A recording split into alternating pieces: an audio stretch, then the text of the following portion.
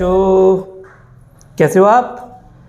मैं आपका अपना रसायन गुरु डॉक्टर आरपी सर आपके अपने प्यारे से चैनल रसायन गुरु में स्वागत करता हूं।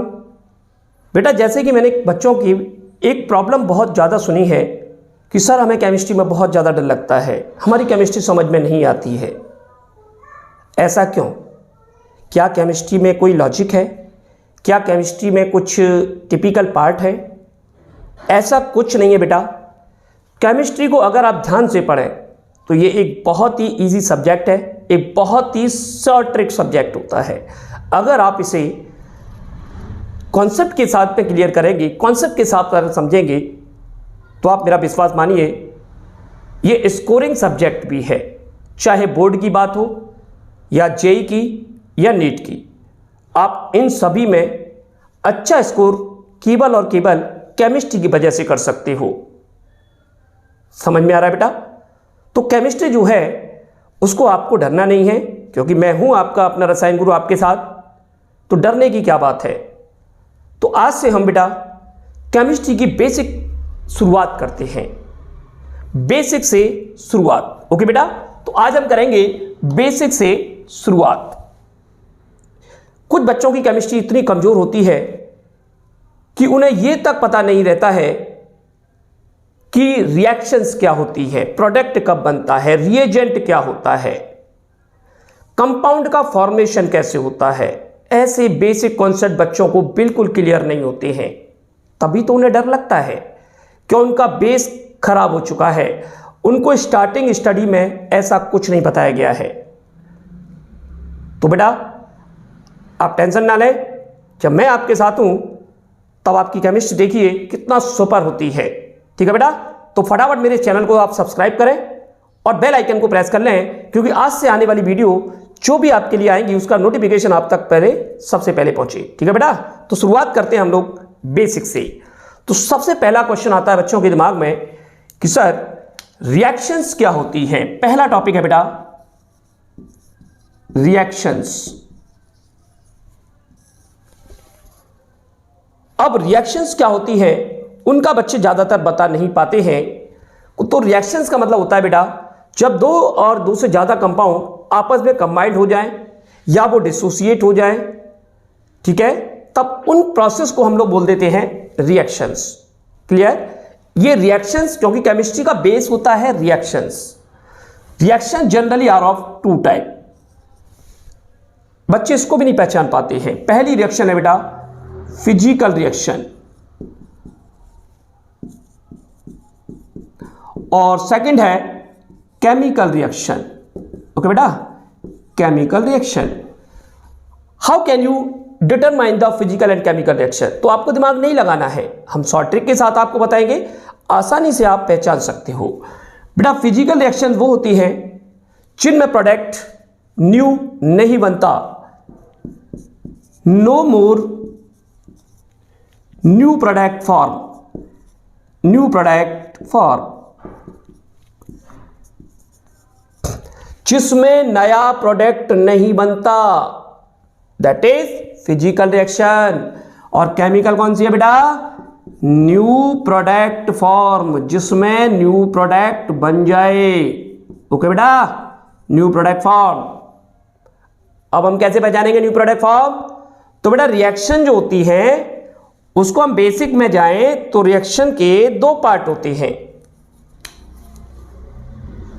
रिएक्टेंट और प्रोडक्ट। जो रिएक्शन करता है उसे रिएक्टेंट बोलेंगे और जो बन रहा है उसे प्रोडक्ट बोलेंगे। अगर ये बनने वाली चीज नई हो, न्यू हो, तो वो केमिकल रिएक्शन हो जाएगी। अगर ये बनने वाली चीज पुरानी ही हो, रिएक्टेंट जैसी ही हो, तो वो फिजिकल रिएक्शन हो जाएगी।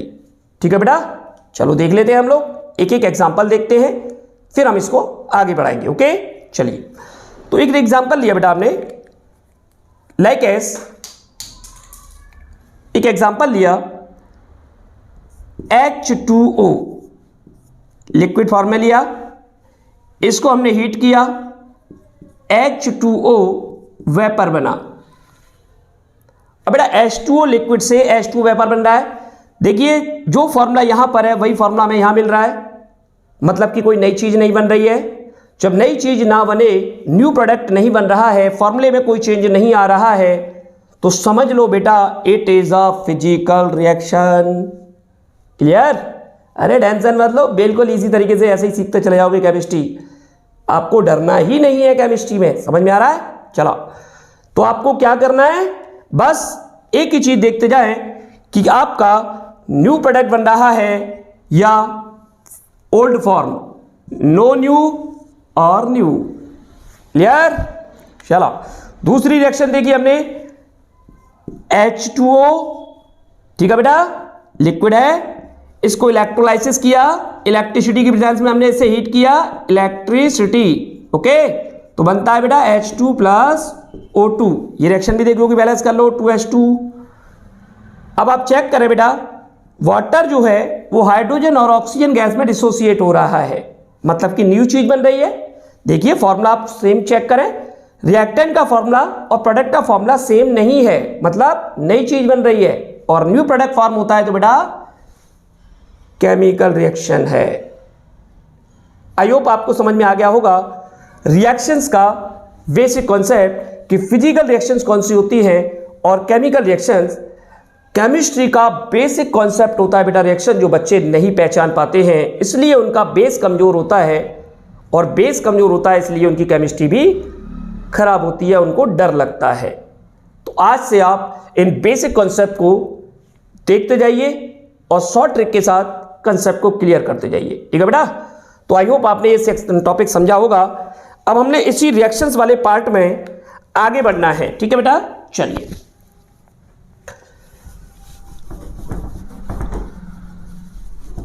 अब हम रिएक्शंस के कुछ बेसिक कॉन्सेप्ट और लेंगे।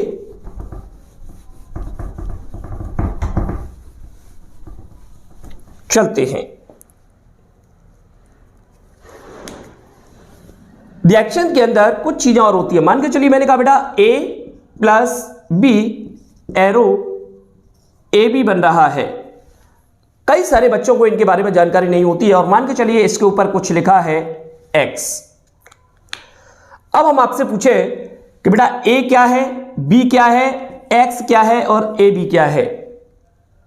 बच्चों को पता ही नहीं रहता है, दो ही चीजें पढ़ लेते हैं, रिएक्टेंट होता है, प्रोडक्ट होता है, ज्यादा से ज्यादा कैटलिस्ट होता है। रिएक्टेंट दो आ गए, प्रोडक्ट सिंगल आ रहा है।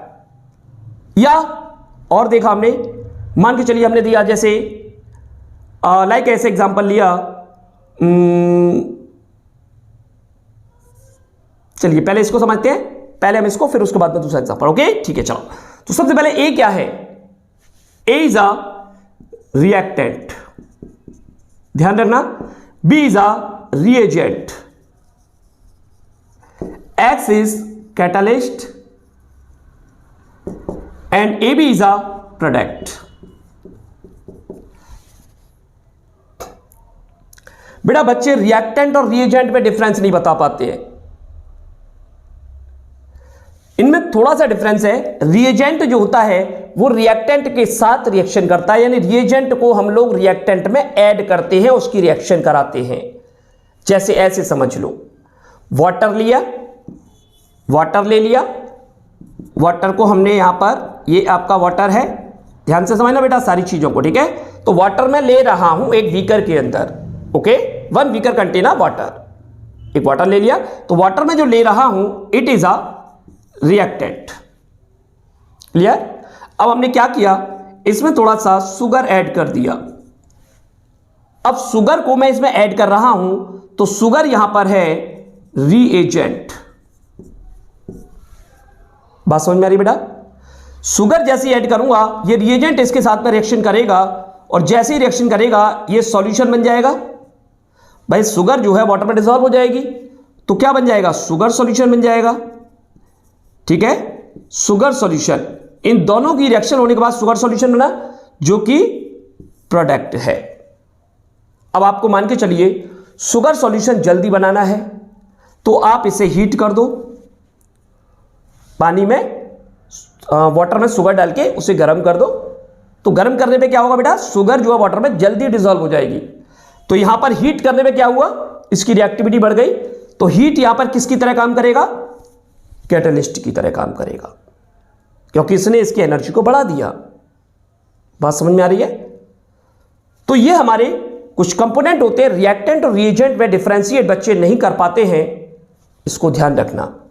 कैटलिस्ट क्या होता है, रिएजेंट क्या होता है, रिएक्टेंट क्या होता है, ये सारी चीजें आपको ध्यान रखनी है बेटा। ठीक है। अगला एक बेसिक कॉन्सेप्ट है कि कभी कभी प्रोडक्ट एक से ज्यादा बन जाते हैं, तो उसमें क्या केस आता है, चलो वो भी देख लेते हैं। सारी चीजें नोट करते जाएंगे बेटा। आज के बाद आपको केमिस्ट्री में बिल्कुल नहीं डरना है, मैं आपके साथ हूं, आपका अपना रसायन गुरु। बस मेरे चैनल को आप सब्सक्राइब करके बेल आइकन को प्रेस करके रखें। ठीक है बेटा, चल।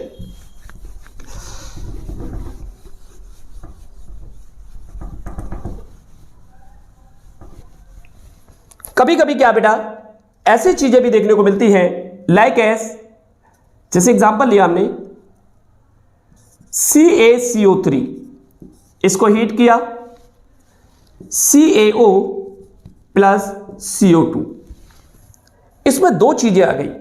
अब रिएक्टेंट तो बेटा एक है, तो ये तो मेरा रिएक्टेंट हो गया।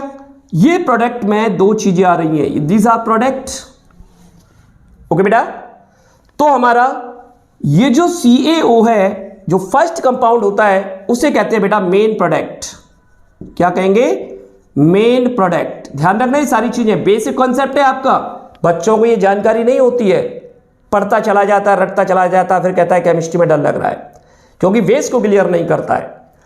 तो calcium oxide is the main product, और जो सेकंड प्रोडक्ट बन रहा है इसे कहते हैं बेटा बाय प्रोडक्ट। बाय प्रोडक्ट, या कुछ लोग इसे साइड प्रोडक्ट भी बोल देते हैं। ये कम अमाउंट में बनता है, मेन प्रोडक्ट ज्यादा अमाउंट में बनता है। क्लियर आ रहा है समझ में बेटा? समझ में आ रहा है? जिस एग्जांपल लो आपको ये नहीं समझ में आए तो बेसिक देसी एग्जांपल लेते हैं, बिल्कुल देसी, क्योंकि हम लोग इंडियन हैं तो देसी लैंग्वेज में थोड़ा सा जल्दी समझते हैं। जैसे एक लकड़ी ली हमने, लकड़ी, उसको हमने जला दिया, लकड़ी को हमने जला दिया, तो लकड़ी को जब हम जलाएंगे बेटा, समझ में आ रहा है? लकड़ी को जब हम जलाएंगे तो उसमें से एनर्जी निकलेगी, धुआं निकलेगा और राख बनेगी। तो लकड़ी को जलाओगे तो बेटा राख बनेगी, तो राख तो हमारा हो गया मेन प्रोडक्ट। समझ में आ रहा है? और उससे जो धुआं निकल रहा है, कार्बन डाइऑक्साइड गैस निकल रही है, वो हमारा बाय प्रोडक्ट होगा। जो धुआं निकलेगा उसका अमाउंट उस राख की कंपैरिजन में कम होगा। बात समझ आ रही बेटा? उसका जब मास हम कंपैरिजन करेंगे तो उसका मास कम आएगा। तो मेन प्रोडक्ट और बाय प्रोडक्ट आप आराम से पहचान सकते हो, रिएक्टेंट और रिएजेंट आसानी से पहचान सकते हो। ये एक बेसिक कॉन्सेप्ट होता है जो बच्चों की नॉलेज से आउट होता है, बच्चे नहीं बता पाते हैं, जिसके कारण उनकी केमिस्ट्री कमजोर रह जाती है। तो आई होप आज के बाद आपका ये डर भी बिल्कुल खत्म हो जाएगा, एंड हो जाएगा कि reactant, reagent, catalyst, product, by product क्या होते हैं, सब कुछ बता दोगे। क्लियर बेटा? समझ में आ रही होगी केमिस्ट्री आपको? सभी बच्चे कॉन्सेप्ट को क्लियर करते हुए चलें तो आपको बहुत ही अच्छी कॉन्सेप्ट मिलेगा। एक और कॉन्सेप्ट होता है बेटा, ये कॉन्सेप्ट को आप थोड़ा ध्यान रखें। एक बेसिक कॉन्सेप्ट होता है बच्चों के लिए, वो होती है बेटा वैलेंसी। बच्चे वैलेंसी नहीं निकाल पाते हैं। अब आपको एक बहुत ही इंटरेस्टिंग पॉइंट बता देते हैं। अगर आप वैलेंसी नहीं निकाल पाओगे तो आपको फॉर्मेशन ऑफ कंपाउंड करने में दिक्कत आएगी, रिएक्शन करने में दिक्कत आएगी, केमिकल बॉन्डिंग करने में दिक्कत आएगी। मतलब केमिस्ट्री का डर शुरुआत हो जाएगी, और डरना आपको है नहीं। तो आपको डर किससे लगा? आपने बैलेंसी कैलकुलेशन नहीं कर पा रहे हो ढंग से, बैलेंसी नहीं निकाल पा रहे हो, तो उसकी भी शॉर्ट ट्रिक दे देते हैं बेटा। आज के बाद बैलेंसी में भी डर आपका भाग जाएगा कि बैलेंसी हम लोग कैसे निकालते हैं, क्योंकि बैलेंसी निकालते ही कंपाउंड बना लोगे, और कंपाउंड बनाते ही आप बॉन्डिंग और रिएक्शंस करने लगोगे। तो इसकी शॉर्ट ट्रिक क्या है बेटा, वो भी देखते हैं हम लोग। बैलेंसी की शॉर्ट ट्रिक है, लास्ट में जब हम उसका कॉन्फ़िगरेशन करें तो लास्ट में अगर 1 2 3 अगर ये आ रहा है तो उसकी वैलेंसी बेटा +1 +2 +3 रख देना। और लास्ट में अगर 5 6 7 आ रहा है, -3 -2 -1 रख देना। लास्ट में अगर 4 आ रहा है तो बेटा चेंजेबल होगा, ये चेंजेबल वैलेंसी होती है। और अगर बेटा 8 आ रहा है तो उसकी वैलेंसी 0 रख देना। एग्जाम्पल लेते हैं, टेंशन मत दीजिए, आपको एग्जाम्पल दिखाते हैं। लेकिन इस एग्जाम्पल लिया हमने Cl, ओके बेटा, Cl का एटॉमिक नंबर 17, ठीक है, वैलेंसी निकाल रहे हैं। कॉन्फ़िगरेशन करेंगे 2 8 7, लास्ट में बेटा क्या आ रहा है 7, लास्ट में 7, वैलेंसी क्या होगी -1, यानी Cl कंटेन -1। और चेक कर लेते हैं। चलिए हमने लिया बेटा एल्यूमिनियम Al13, ओके 2 8 3, लास्ट में 3 आ रहा है बेटा, लास्ट में 3, वैलेंसी +3, एल्यूमिनियम पर +3 होगा। और चेक कर लेते हैं नियोन 10, ओके बेटा 2 8 आ रहा है, नियोन पर वैलेंसी 0 होगी, यानी नोबल गैस है ये, इस पर चार्ज नहीं होगा, ये रिएक्शन नहीं करेगा, क्योंकि चार्ज होगा तभी अट्रैक्शन या रिपल्सन करेगा, चार्ज नहीं होगा तो नो अट्रैक्शन नो रिपल्सन, यानी कि केमिकल बॉन्डिंग नहीं होगी, ये रिएक्शन नहीं करेगा। अब हम कैसे बता पा रहे हैं कि कौन रिएक्शन करेगा कौन नहीं करेगा? वैलेंसी से। यहीं से हम बता सकते हैं कि चार्ज कैसे आइडेंटिफाई किया जाता है। तो फटाफट बेटा देर ना करें और ये शॉर्ट ट्रिक को आप लोग नोट कर लें कॉपी में, और इसकी हेल्प से आप आसानी से निकालने लगोगे, और यहीं से आप बताने लगोगे कि मेटल और नॉन मेटल कौन से होते हैं। First 3 are metal and next 3 are non metals. 1 2 3 ये सारे के सारे मेटल्स होते हैं, और -3 -2 -1 आर नॉन मेटल होते हैं, और mostly are present in gases form. Okay बेटा, तो ये एक बेसिक कॉन्सेप्ट है जो हमारे 11th में भी पढ़ा जाता है, 9th 10th में भी पढ़ा जाता है, 12th क्लास में भी पढ़ा जाता है, और जेईई में नीट के अंदर भी पढ़ा जाता है। ये बेसिक कंसेप्ट है। एक छोटी छोटी बीमारियां हैं जो अगर बच्चे समझ नहीं पाए तो बीमारी बहुत बड़ा विकराल रूप ले लेती है, और फिर आपको रिजल्ट की फॉर्म में केमिस्ट्री से डरने लगता है। आप डरने लगते हो केमिस्ट्री से कि केमिस्ट्री हमारी समझ में नहीं आती है। उसका रीजन क्या है बेटा? आप ऐसे बेसिक कॉन्सेप्ट को पहचानते ही नहीं हो, उनको क्लियर नहीं करते हो। तो आई होप आज की वीडियो से आपने बहुत कुछ सीखा होगा। अगली वीडियो मेरी नेक्स्ट टाइम पर आएगी, इसके लिए आप जरूर मेरे चैनल को सब्सक्राइब करके और बेल आइकन को प्रेस करके रखें, जिससे कि मैं ऐसी ही नॉलेजेबल वीडियो अपलोड लगातार करता रहूं। ठीक है बेटा।